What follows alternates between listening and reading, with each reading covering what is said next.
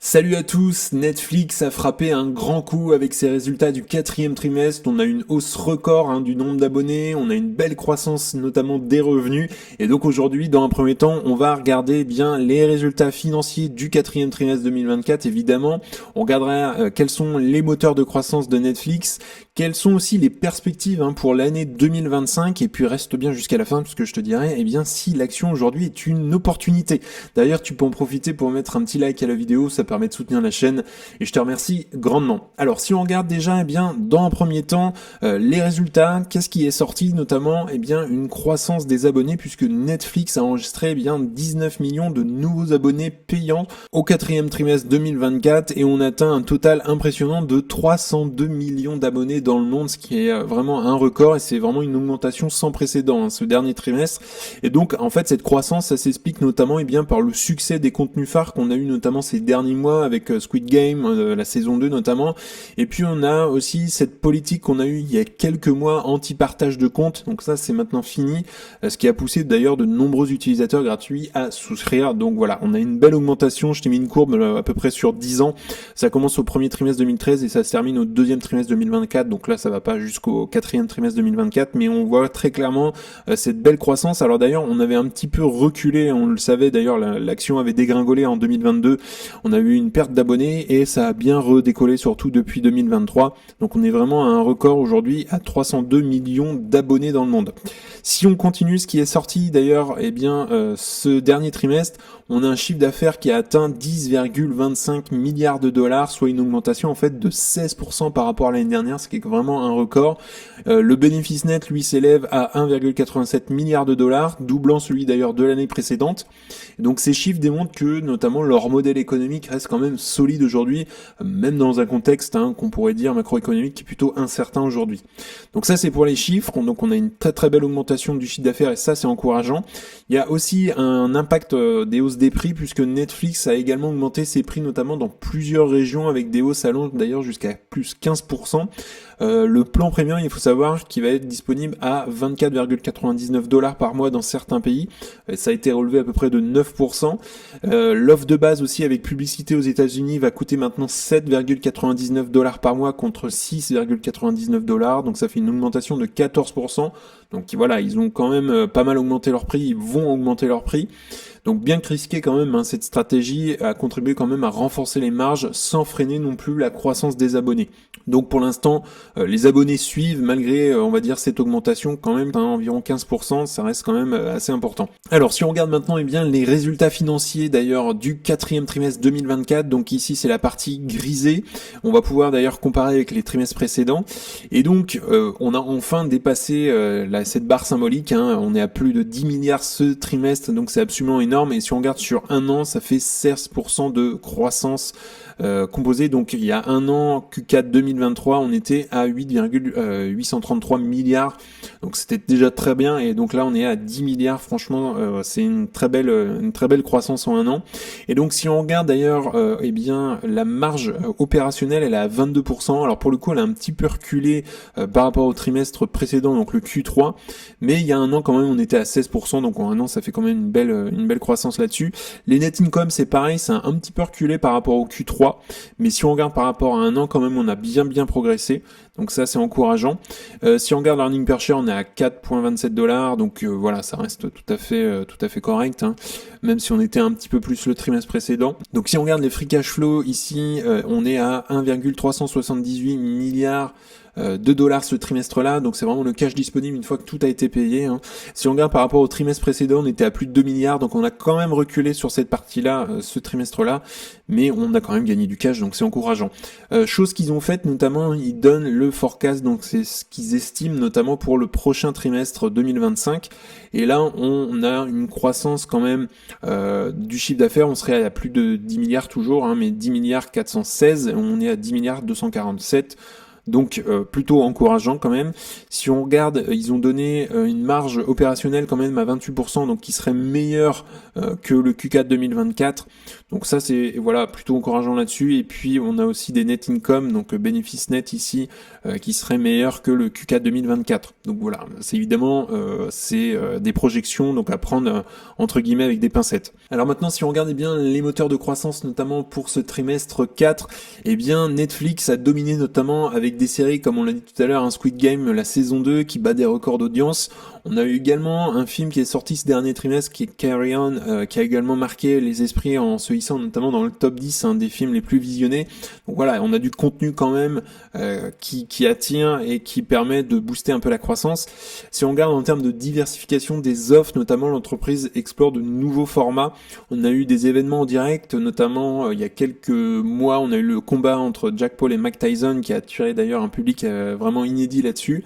Et puis on faut savoir que Netflix investit également dans les jeux vidéo, qui est un marché plutôt prometteur. Ils investissent pas mal et de plus en plus ils proposent de nouvelles offres là-dessus. Donc voilà en termes de diversification des offres. Donc également on a le modèle d'abonnement avec publicité qui a été un succès puisque ce modèle permet notamment à Netflix de capter un public sensible au prix tout en diversifiant ses sources de revenus. Donc aujourd'hui en France l'offre elle est à 5,99 par mois, mais comme on le voit un petit peu, ils sont en train de bouger leur prix, notamment aux États-Unis ça va augmenter, je crois autour de 7,99 on a dit tout à l'heure, dollars pour le coup. Donc voilà, à mon avis la France va y passer d'ici quelques mois.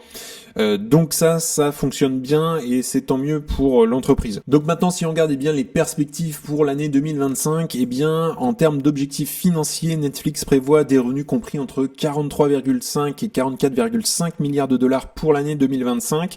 La marge opérationnelle devrait être de 29%, donc ça reste un objectif ambitieux mais qui reste tout de même réaliste. Donc ces objectifs montrent surtout une stratégie claire, priorité à la rentabilité plutôt qu'à une simple croissance du nombre d'abonnés. Donc notamment en termes d'investissement dans le contenu, l'entreprise va continuer à investir massivement dans ses franchises à succès, notamment comme Stranger Things.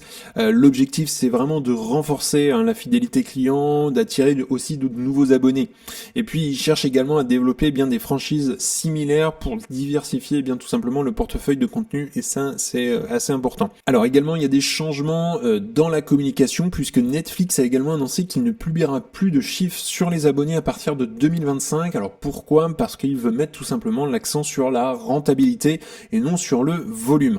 Donc cette décision quand même, ça montre une confiance dans leur modèle économique, mais ça pourrait peut-être susciter des interrogations chez certains investisseurs. Alors si on regarde maintenant ce qui a été dit, j'ai fait un copier-coller justement du rapport.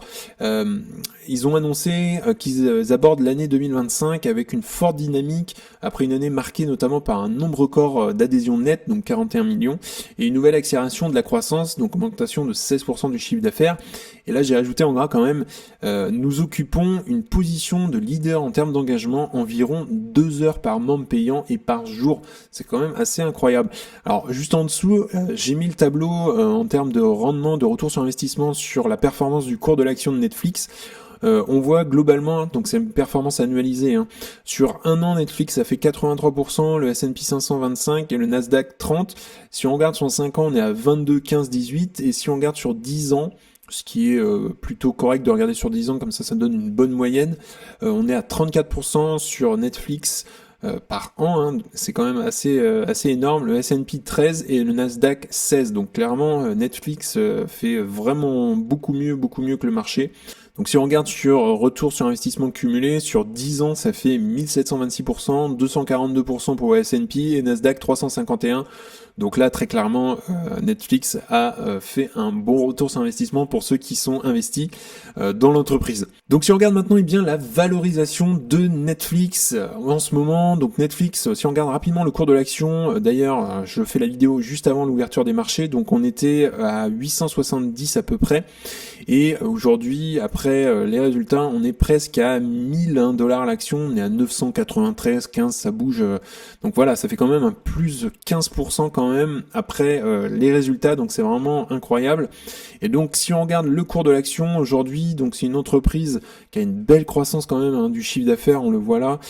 Si on regarde un petit peu le bilan de l'entreprise, donc là le dernier trimestre On est à une dette totale à peu près autour des 15 milliards, mais on a quand même pas mal réduit, hein, moins 2% quand même par rapport au trimestre précédent. La dette nette, pour le coup, elle est quand même positive. Donc là, on est à 7 milliards, mais elle a été réduite quand même, moins 8%. Si on regarde également en termes d'espèces et équivalents de trésorerie, donc ils sont quand même à plus 7 milliards, donc ça fait quand même un plus 4% par rapport au trimestre précédent. Donc si on regarde pour le coup dans les comptes de résultats, là le chiffre d'affaires, on voit une belle progression, hein, au fur et à mesure, donc ça c'est vraiment très encourageant. Si on regarde la marge brute pour le dernier trimestre, elle est à 43%, elle était à 47% pour le Q3, donc c'est un petit peu reculé quand même sur la marge brute. La marge nette, elle était à 18% pour le dernier trimestre, elle était à 24% pour le Q3, donc c'est un peu reculé quand même sur ça. Mais on a quand même un chiffre d'affaires qui a bien progressé. Si on regarde les actions en circulation, donc c'est Netflix, ils ont fait un petit peu de rachat d'actions, mais c'est vraiment pas énorme, hein. Ils rachètent leurs actions très doucement. Également, si on regarde en termes de flux de trésorerie, donc si on regarde le free cash flow, on l'a vu tout à l'heure, hein, ça a reculé très clairement. La marge du free cash flow ce dernier trimestre a été à 13,45%. Donc vraiment moins bien, hein, vraiment on est à presque 2 fois moins bien que le trimestre précédent. En termes de qualité, donc globalement, on a une croissance annuelle du chiffre d'affaires, c'est une moyenne sur 5 ans de 14% par an, donc ça c'est vraiment très bien. En termes de free cash flow, pour le coup, c'est un peu plus variable. On était sur une croissance quand même, on a un petit peu reculé, mais on a fait globalement pareil en termes de free cash flow entre 2023 et 2024. Mais on était quand même en négatif, hein, les années précédentes. Donc là, ça fait, on va dire, que depuis 2022, 2023, j'ai envie de dire qu'ils sont en train de se redresser. Le ROCE aujourd'hui, il est à 12,78%, ce qui est quand même pas mal, hein. Si on regarde d'ailleurs depuis 2021, il a tendance à remonter.